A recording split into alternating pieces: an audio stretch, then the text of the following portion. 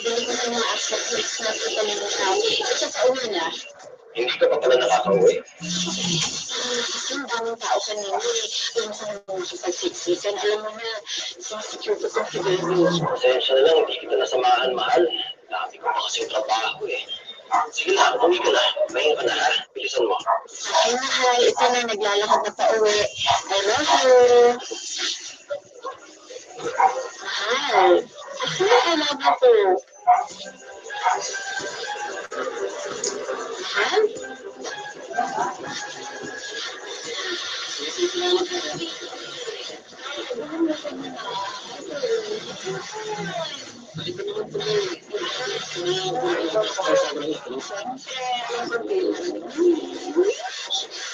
Mas gusto ko yun. Bakit na para I love you?